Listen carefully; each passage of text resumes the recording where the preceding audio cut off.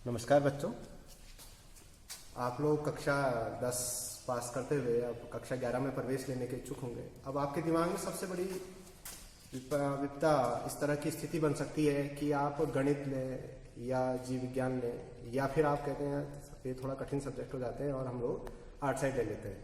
ठीक है, लेकिन जहाँ तक मैं समझता हूँ, आप किसी भी ओर को रुझान करना चाहें, चाहे आप कॉमर्स स्ट्रीम लेना चाहें, संख्या वो जिसमें वाणिज्य संकाय जिसे कहते हैं, और या फिर कला में आना चाहें, या फिर किसी भी और दूसरी ब्रांच में जाना चाहें, आपका गणित के बिना काम नहीं हो सकता। आप देखेंगे, आप इंटर कर लें, आपको लगेगा मुझे गणित का कोई ज़रूरत नहीं पड़ी, लेकिन आप देखेंगे कि जोड़ घटाना गुणा भाग तक तो आप जानते ही जानते हैं, आपको इतना ही तो काम आता है।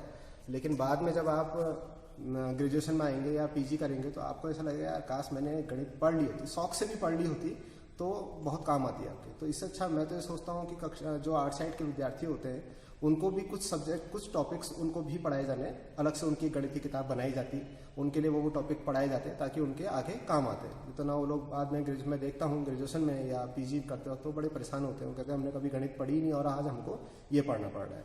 तो आप देखिए, आपने जो 10th में पढ़ा है वो आपका 11th में किस तरह से काम आ सकता है। तो आप देखिए 10th में आपने जो जो टॉपिक्स पढ़े हैं, मैंने पूरी किताब के पाठों के नाम लिख दिए हैं। आपने वास्तविक संख्या पढ़ी, बहुपद पढ़े, दो चरों वाले रैखिक समीकरणों का युग्म पढ़ा। इनका ऐसा नहीं कि इनका यूज नहीं होगा, ये तो अपनी जगह आपने इनमें बहुपदों में फैक्टर करना पड़ा है, वास्तविक संख्याएं कौन होती हैं, परिमेय संख्याएं क्या होती हैं, ये चीजें पढ़ी हैं, इनका यूज होगा।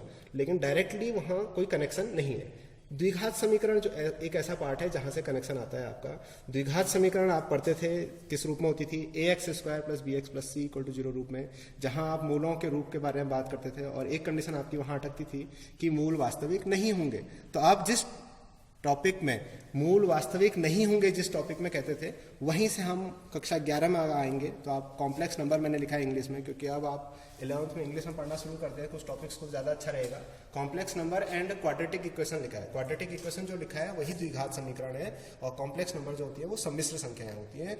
वो वही सम्मिश्र संख्याएं हैं जिनमें वर्गमूल के अंदर ऋणात्मक चिन्ह आता है, उन्हें हम क्या कहते हैं, सम्मिश्र संख्याएं।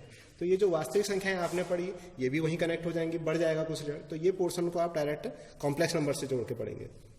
फिर समांतर श्रेणी, ये बड़ा इंपॉर्टेंट चैप्टर है समांतर श्रेणी वाला। समांतर श्रेणी का प्रश्न जब होता है तो ये हमारे रीजनिंग के, जब हम कोई कॉम्पिटिटिव एग्जाम देते हैं तो वहां भी काम आ सकता है हमारे लिए। तो समांतर श्रेणी को आगे बढ़ाते हुए आप देखिए, वहां मैंने एक चैप्टर लिखा है, मैंने लिखा है 9th वाला पॉइंट लिखा है, सीक्वेंस एंड सीरीज, श्रेणी क्रम और श्रेणियां करके।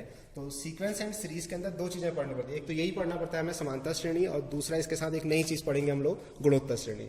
तो ये आप देखिए 10th का ये टॉपिक हमारे लिए काम का आएगा। जितनी हम ये ज्योमेट्री पढ़ते थे, त्रिभुज, वृत्त और रचनाएं, उम्मीद है आप लोग को ये वहाँ कठिन लगती होंगी।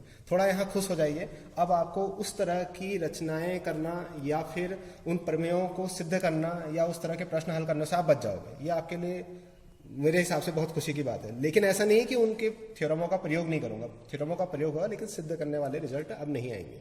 निर्देशांक ज्यामिति, ये बड़ा इंपॉर्टेंट चैप्टर है, ये आपने 9th में भी पढ़ा होता है।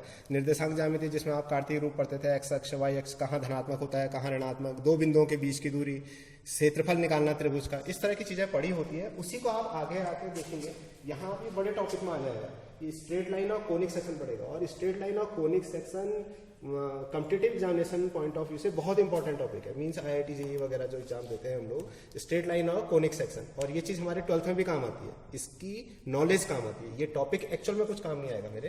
तो स्ट्रेट लाइन और कोनिक सेक्शन आपको यहाँ ध्यान देना पड़ेगा। और ये कहाँ से जुड़ा होगा, थोड़ा सा इंट्रोडक्शन आपका निर्देशांक ज्यामिति से आएगा। त्रिकोणमिति, त्रिकोणमिति के आपने सूत्र सिद्ध करे थे, 3 सर्व समीकरणाएं पढ़ी है। उन्हीं सर्व समीकरणों के अलावा हम अब उसको थोड़ा बड़े रूप में पढ़ेंगे। त्रिकोणमिति का परिचय जो हम यहाँ पढ़ते थे वो वहाँ चैप्टर थोड़ा बड़ा चले जाएगा। ट्रिग्नोमेट्रिक फंक्शन आ जाएगा, जो मैंने कक्षा 11 में 3रे नंबर पर लिखा हुआ है, ट्रिग्नोमेट्रिक फंक्शन त्रिकोणमिति फलन के रूप में। ठीक, और वृत्त रचनाओं के बारे में तो आपको बताया दिया। वृत्तों से संबंधित क्षेत्रफल, पृष्ठीय क्षेत्रफल व आयतन, ये जो टॉपिक हमने पढ़े हैं, ये हमारे इनके जो सूत्र होते हैं इनका प्रयोग हम कक्षा 12 में करेंगे। कक्षा 11 में इनका कहीं प्रयोग नहीं होगा, तो ये खाली आपकी नॉलेज में रहेगा।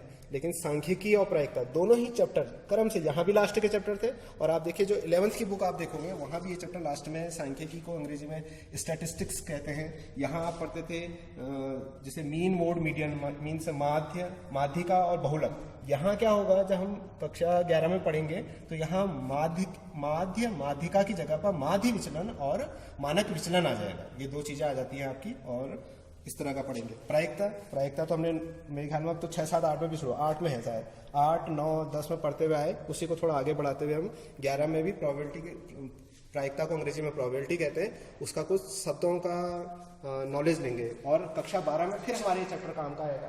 तो आपने देखा है किस तरह से कक्षा 10 के पढ़े हुए कुछ चैप्टर हमारे पास कक्षा 11 में काम आएंगे। और जो विद्यार्थी कक्षा 10 में ढंग से नहीं पढ़ पाए हैं, या वो कहते हैं यार ये चैप्टरों का हमारे कक्षा 11 में काम आएगा, वो हतोत्साहित ना हो, वो दोबारा से ही सोचें कि गणित उतना कठिन विषय नहीं है जिसमें बस, इसमें केवल क्या मांगती है एक ही चीज़, मेहनत, थोड़ा सा समय आप इसको दीजिए।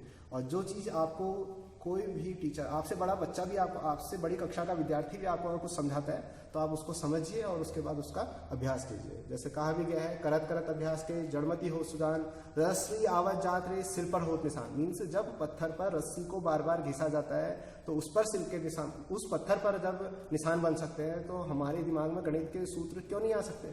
हम गणित के सूत्रों को याद करने के लिए भी हम टेक्निक लेंगे। ऐसा नहीं कि किताब की तरह एक किताब पकड़ी और हमने उसको याद कर लिया। हम उसको बड़े इंटरेस्टिंग वे में पढ़ेंगे।